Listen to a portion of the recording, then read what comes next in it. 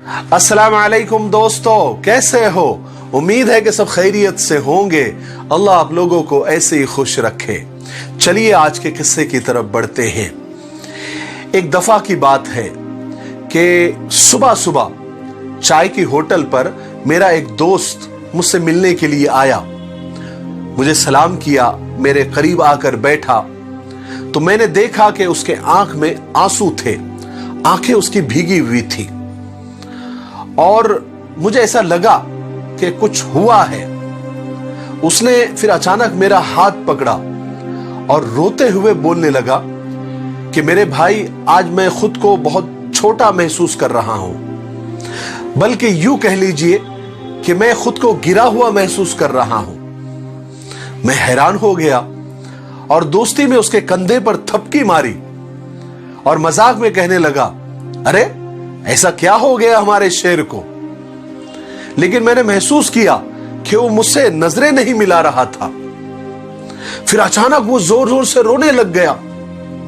सब लोग हमारी तरफ देखने लग गए। मैं उसको चुप करवाने में लग गया।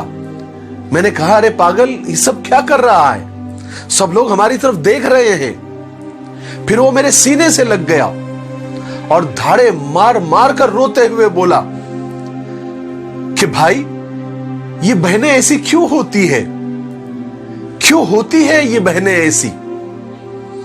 मैं थोड़ा सोच में पड़ गया कि क्या हो गया इसको, ये ऐसी बातें क्यों कर रहा है। मैंने उससे पूछा भी कि तुम ऐसे क्यों बोल रहे हो? वो रोते हुए कहने लगा कि मेरी बहन की शादी को 6 साल हो गए हैं, मैं कभी भी उसके घर नहीं गया। ईद के दिन कभी अम्मी तो कभी अब्बू चले जाते हैं, मैं कभी नहीं गया। मेरी बीवी और मेरी बहन की कभी आज तक जमी ही नहीं। अक्सर मेरी बीवी मुझसे शिकायतें लगाती है कि आपकी बहन जब भी हमारे घर आती है, घर का पूरा हाल बिगाड़ देते हैं, उसके बच्चे तोड़फोड़ कर देते हैं, हमारे घर का खर्च दुगना हो जाता है, डबल हो जाता है।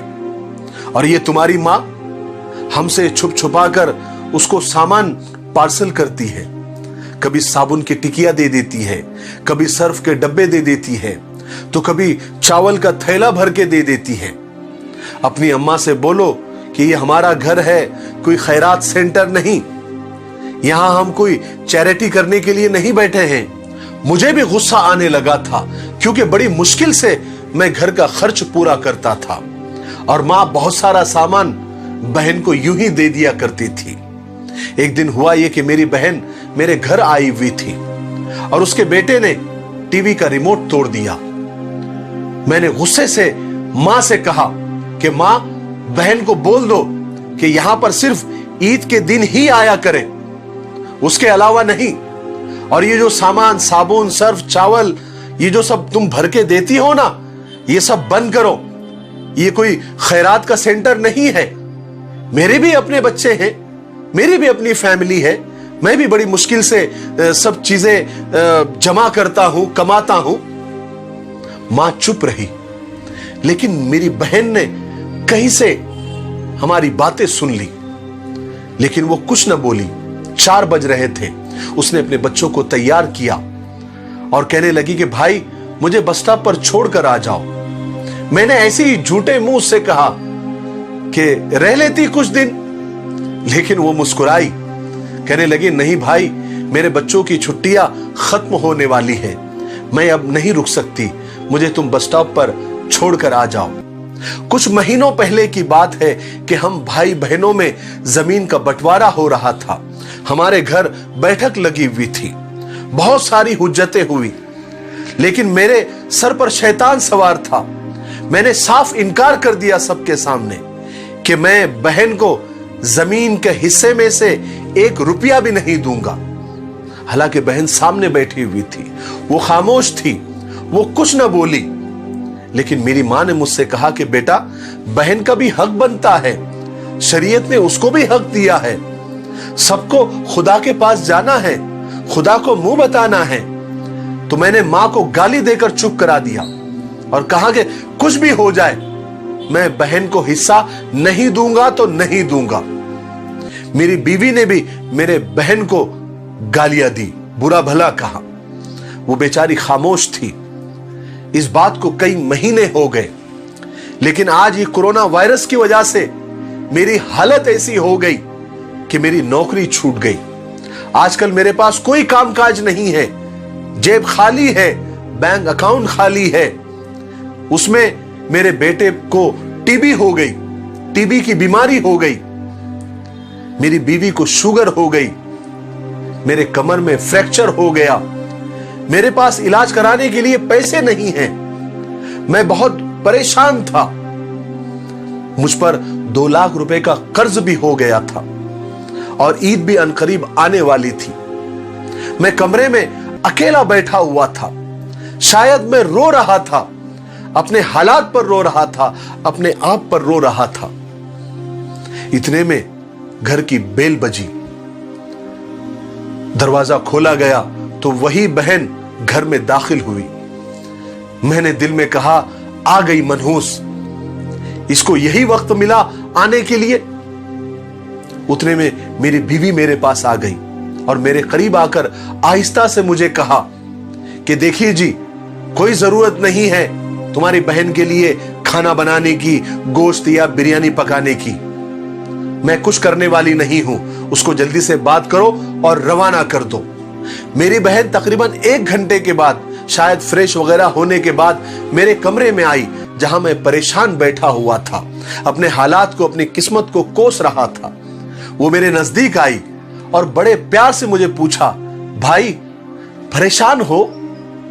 मैं मुस्कुराया नहीं तो मेरी बहन मेरे करीब आई, मेरे सर पर हाथ फेरा और मुझसे कहने लगी, मैं बड़ी बहन हूं तुम्हारी, तुम मेरे गोद में खेले हो, थोड़े से बड़े लगते हो तो क्या हुआ। फिर मेरी बहन मेरे और नजदीक आई और अपने पर्स में से 2 सोने के कंगन निकाले और मेरे हाथ में रख दिए और आहिस्ता से बोली, मेरे भाई तुम पागल हो, तुम ऐसे ही परेशान हो जाते हो। तुम्हारी बचपन से यही आदत है कि छोटी छोटी बातों का टेंशन ले लेते हो। तुम्हारे भाईजान शहर गए थे, बच्चे स्कूल गए हुए थे, तो मैंने सोचा कि दौड़ते दौड़ते भाई से मिलकर आ जाऊं। मेरे भाई ये कंगन बेचकर अपना खर्च और अपने बेटे का इलाज करवा लेना और जरा शक्ल अच्छी बनाओ। शक्ल तो देखो कैसी हो गई, क्या हालत बना रखी है तुमने। मैं खामोश था, बल्कि सन्न हो गया था। मैं शौक था कि ये वही बहन है जिसके लिए मेरे दिल में रत्ती बराबर भी मोहब्बत नहीं थी, जिसका हक मैंने मारा था, जिसके आ जाने से हम उसके बोझ तले दब जाते थे।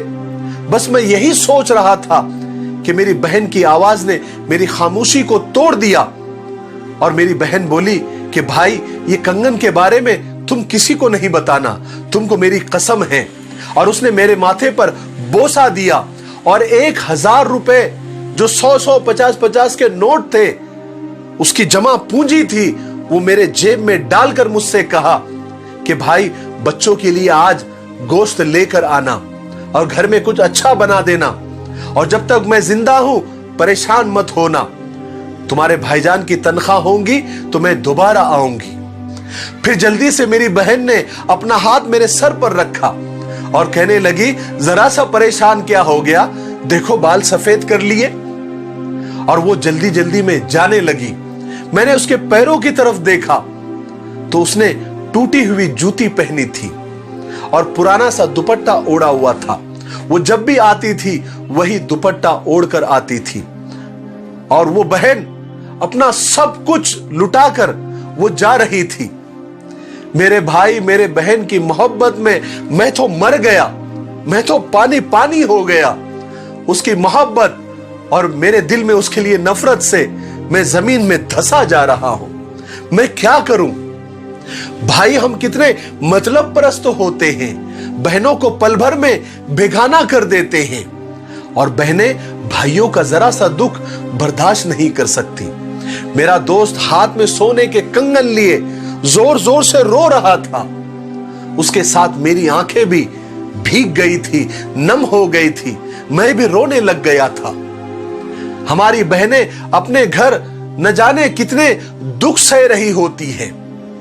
जरा सा वक्त निकालकर बहनों के पास बैठकर उनका हालचाल पूछ लिया करो, शायद उनके चेहरों पर कुछ लम्हों के लिए सही सुकून आ जाए। इंसान इंसानियत से है, दर्द दिल के लिए खुदा ने इंसान को पैदा किया है, वरना इबादत और ताअत के लिए फरिश्ते खुदा के पास कम नहीं थे। मेरे भाइयों, बहनों और दोस्तों, मेरी कुछ बातें आप याद रखें। खून के रिश्तों को वक्त देना चाहिए। क्या पता कल आपके पास वक्त हो और रिश्ते ही ना हो। रिश्ते मासूम परिंदों की तरह होते हैं, सख्ती से पकड़ोगे तो मर जाएंगे, नरमी से पकड़ोगे तो उड़ जाएंगे, लेकिन मोहब्बत से पकड़ोगे तो जिंदगी भर साथ निभाएंगे। समझौता करना सीखो, सुलह करना सीखो। थोड़ा सा झुक जाना किसी रिश्ते को तोड़ देने से लाख दर्जे बेहतर होता है। कभी किसी का साथ ये सोचकर मत छोड़ना कि उसके पास आपको देने के लिए कुछ भी नहीं है, बल्कि ये सोचकर रिश्ते निभाते रहना कि हो सकता है उसके पास आपके सिवा कुछ भी ना हो। मुझे उम्मीद है कि आज के किस्से से हमको बहुत कुछ सीखने के लिए मिला होगा। मेरे लिए, पूरी उम्मत के लिए और पूरी इंसानियत के लिए खैर और भलाई की दुआ करते रहें। अस्सलामु अलैकुम व रहमतुल्लाहि व बरकातुहू।